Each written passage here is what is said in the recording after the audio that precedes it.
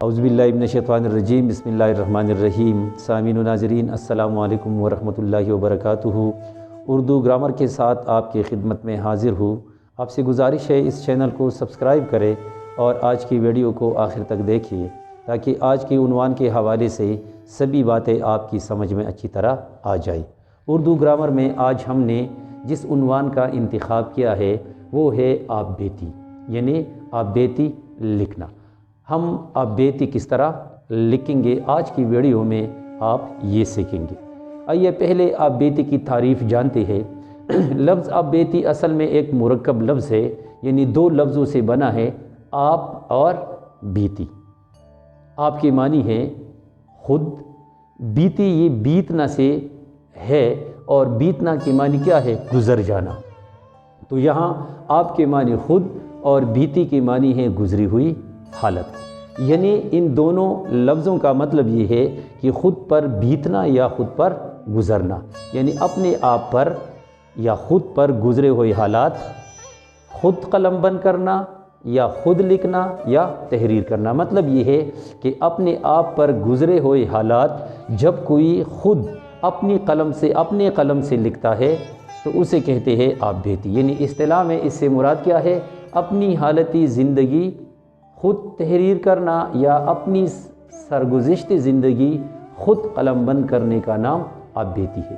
امید ہے کہ آپ نے تعریف جانی ہوگی کہ اس سے مراد کیا ہے، یعنی اپنی حالت یا اپنی زندگی کے حالات خود تحریر کرنے کا نام کیا ہے؟ آپ بیتی ہے۔ آپ بیتی عموماً دو قسم کی ہوتی ہے۔ ایک ہوتی ہے شخصی آپ بیتی۔ شخصی آپ بیتی سے کیا مراد ہے؟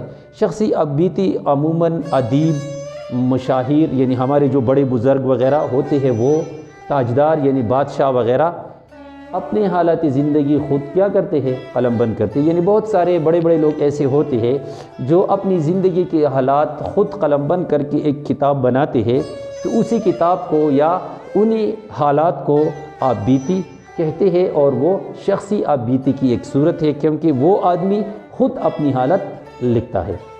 دوسری قسم ہے نصابی آپ بیتی۔ نصابی آپ بیتی کا مطلب یہ ہے کہ ہمیں بطور سبق جو آپ بیتی لکھنی ہوتی ہے، سیکھنی ہوتی ہے، یا امتحان میں اس طرح کا جو سوال آتا ہے اسی سوال کے جواب میں ہم جو آپ بیتی لکھتے ہیں اسے کہتے ہیں نصابی آپ بیتی۔ یعنی نصاب میں جو ہمیں پڑھائی جاتی ہے، سکھائی جاتی ہے یا ہمیں دی جاتی ہے تو اس کو کہتے ہیں نصابی آپ بیتی۔ نصابی آپ بیتی عموماً یہ کس طرح کی ہوتی ہے؟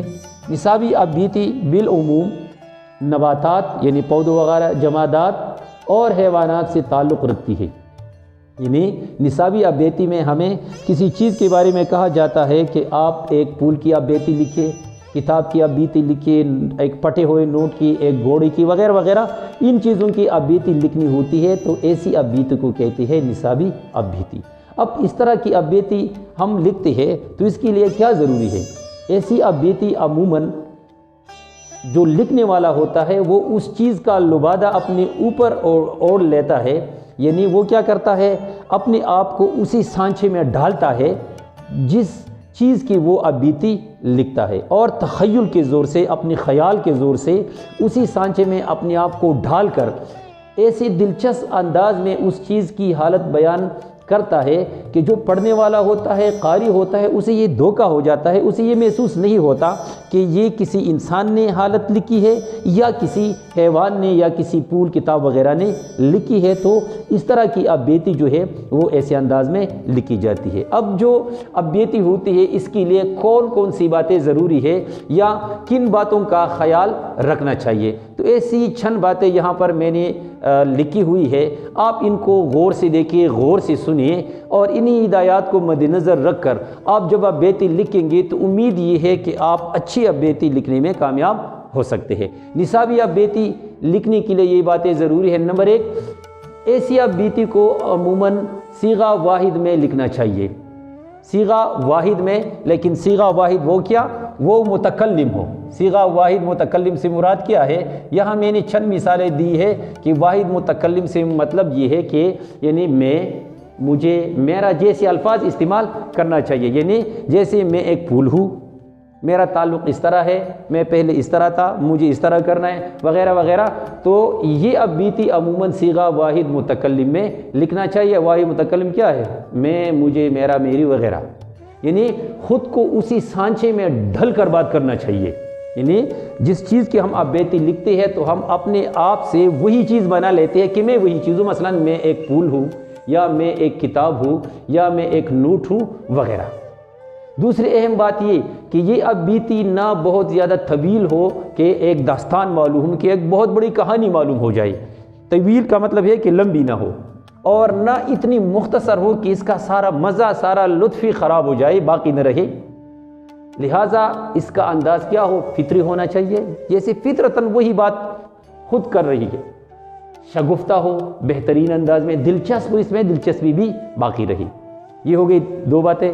تیسری بات یہ کہ ایسی اب بیتی لکھتے وقت اپنے تخیل کے زور کا استعمال کرنا چاہیے، یعنی اپنی تخیل کے زور سے ایسی اب بیتی لکھنی چاہیے، یعنی اپنے آپ کو اسی طرح بنانا چاہیے، اپنے خیال کو اتنا بلند کرنا چاہیے کہ وہی چیز ہم ایسے بیان کریں کہ واقعی یہ اسی چیز کی داستان، اسی چیز کی حالت ہے جس چیز کے بارے میں ہم لکھ رہی ہے۔ اس لیے تمام امور کا خیال رکھنا چاہیے۔ کن امور کا خیال رکھنا چاہیے؟ جیسے آغاز کیا ہو، انجام کیا ہو، یعنی کس طرح شروع کرنا چاہیے اور کس طرح ختم کرنا چاہیے۔ حالات اور واقعات وغیرہ کو ایک خاکے کی صورت میں اس ترتیب سے لکھنا کہ اس پر حقیقت کا گمان ہو، یعنی حقیقی چیز کا گمان ہو یا حقیقت کا گمان ہو۔ مطلب اس کا یہ ہے کہ ہم جو اب بیتی لکھ رہی ہے تو اپنے تخیل کے زور سے لکھے، اور ان تمام امور کا، تمام باتوں کا خیال رکھنا چاہیے جو اس کے لیے ضروری ہے۔ جیسے میں نے آپ سے کہا کہ یہ اب بیتی کس طرح شروع کرنی چاہیے، یعنی اس کا آغاز کیسا ہو، اس کا اختتام یعنی انجام کس طرح ہو، اس میں جو حالات و واقعات وغیرہ ہم بیان کر رہے ہیں وہ ہم اس ترتیب کے ساتھ ایک خاکے کی صورت میں بیان کریں کہ اس پر حقیقت کا گمان ہو کہ واقعی یہ وہی چیز ہے۔ چوتھی بات یہ کہ جو لکھنے والا ہوتا ہے، یعنی جو آدمی یہ خاکہ یا جو آدمی یہ سوانح یا جو آدمی یہ اب بیتی لکھتا ہے تو اسی لکھنے والے کا مشاہدہ وسیع اور گہرا ہو، یعنی اسے اسی چیز کے بارے میں سب کچھ معلوم ہو، اور وہ اس کے اندر ڈوب کر اس انداز سے لکھے کہ واقعی اس چیز کے ہر پہلو پر اسے غور کرنا چاہیے کہ یہ سب کلیئر ہو جائے۔ اور پانچویں اور آخری اہم بات یہ ہے کہ متعلقہ چیز کی معلومات ضروری ہے، یعنی جس چیز کے بارے میں یہ خاکہ یا جس چیز کے بارے میں یہ اب بیتی لکھی جاتی ہے تو اسی چیز کے بارے میں تمام کی تمام معلومات ضروری ہے۔ ہاں، اگر یہ معلومات کم ہو تو لکھنے والا اپنے تخیل کے زور سے وہی کمی پورا کر سکتا ہے، لیکن اس بات کا خیال رہے کہ یہ تخیل اتنا زیادہ نہ ہو کہ حد سے وہ گزر جائے اور اب بیتی غیر حقیقی بن جائے، یعنی اب بیتی کو حقیقی رنگ میں پیش کرنا چاہیے۔ انشاءاللہ ابھی ہم ایک پریکٹیکل اب بیتی کریں گے کہ ایک چیز کی اب بیتی آپ کس طرح لکھ سکتے ہیں۔ یہ ایک اب بیتی عملی طور پر ملاحظہ کرتے ہیں کہ اب بیتی ہم کس طرح لکھ سکتے ہیں۔ اس اب بیتی کا عنوان ہے ایک پٹے ہوئے نوٹ کی اب بیتی، یا ایک پٹے ہوئے پرانے نوٹ کی اب بیتی۔ تو یہ اب بیتی آپ اس طرح لکھ سکتے ہیں، ملاحظہ کریں، میں ایک پٹا ہوا پرانا نوٹ ہوں، اگرچہ میری مالیت اب بھی 100 روپے ہے، لیکن کوئی بھی مجھے خوشی سے قبول نہیں کرتا، کیونکہ اب میری شکل و صورت بہت مسخ ہو چکی ہے اور میری پہچان مشکل سے ہوتی ہے۔ پہلے جب میں بنا تو میں اس طرح نہیں تھا، بلکہ بہت نیا اور چمکدار تھا۔ ہر کوئی مجھے دیکھ کر اپنے پاس رکھنے کا خواہش مند تھا۔ جب میں بنا تو مجھے اپنے ساتھیوں کے ساتھ 10,000 بنڈل کی صورت میں ایک بینک لایا گیا۔ چند دن بعد ایک آدمی آیا اور مجھے میرے دوستوں سمیت لے جا کر گھر آ گیا اور مجھے اپنے پاس رکھ لیا، لیکن ٹھیک 3 دن بعد عید الفطر آئی تو میرے برے دن شروع ہو گئے۔ نماز عید پڑھنے کے بعد جیسی ہی وہ آدمی گھر آیا تو مجھے ہی اپنے بڑے بیٹے کو دے دیا، جو اتنا بے صبر تھا کہ فوراً مجھے خرچ کرنے پر تل گیا۔ وہ مجھے ایک دکاندار کے پاس لے گیا جو مجھے دیکھ کر بہت خوش ہوا اور مجھے اپنے پاس محفوظ کر لیا۔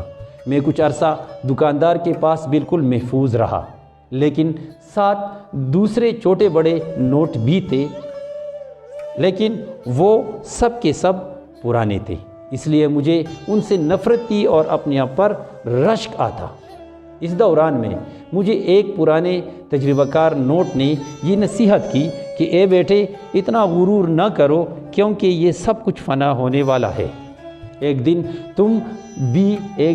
تم بھی ہماری طرح ہو جاؤ گے۔ لیکن میں نے اس کی انسنی کر دی، یعنی میں نے اس کی بات نہیں سنی۔ لیکن میری بدقسمتی دیکھیے کہ اگلے ہی دن دکاندار نے مجبوراً مجھے ایک خاتون کو دے دیا۔ اس نے مجھے توڑ مروڑ کر اپنے بٹوے میں رکھ دیا۔ یوں میری ساری چمک دمک اور جوانی زائل ہونا شروع ہو گئی۔ چند دن بعد اس نے مجھے دوسرے دکاندار کو دے دیا۔ اس طرح میں مختلف ہاتھوں سے گزرتا رہا، حادثات پر حادثات رونما ہوتے رہے، لیکن پھر بھی خوش تھا کہ انسانوں کے کام آتا رہا۔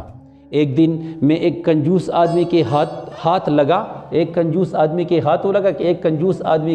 ہاتھ لگا، زیادہ مناسب یہی لفظ ہے، ایک کنجوس آدمی کے ہاتھ لگا تو مجھے ایک رومال میں لپیٹ کر محفوظ کر لیا۔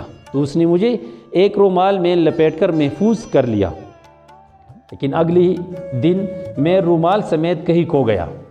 ایک بچے کے ہاتھ لگا، اس نے جیسے ہی رومال کھولا تو میں اتنا پرانا اور بوسیدہ ہو گیا تھا کہ پٹ گیا۔ وہ مجھے اپنے ابو کے پاس لے گیا، جو مجھے بینک لے گیا اور میرے بدلے ایک نیا نوٹ لے لیا۔ اب میں بینک میں اس طرح کی افسردہ زندگی بسر کر رہا ہوں۔ اس لیے اے انسان، تم بھی مجھ سے نصیحت حاصل کرو اور اس فانی زندگی پر نازا نہ ہو۔ تو آپ نے یہ آپ بیتی ملاحظہ کی کہ یہ ایک پھٹے ہوئے نوٹ کی آپ بیتی تھی۔ اسی کو مد نظر رکھتے ہوئے آپ مختلف چیزوں کی آپ بیتی لکھ سکتے ہیں۔ امید ہے کہ آپ نے اس حوالے سے کافی کچھ سیکھا ہوگا۔ آئندہ کسی نئی عنوان کے ساتھ پھر حاضر ہوں گے، تب تک کے لیے اجازت دیجیے۔ اللہ حافظ۔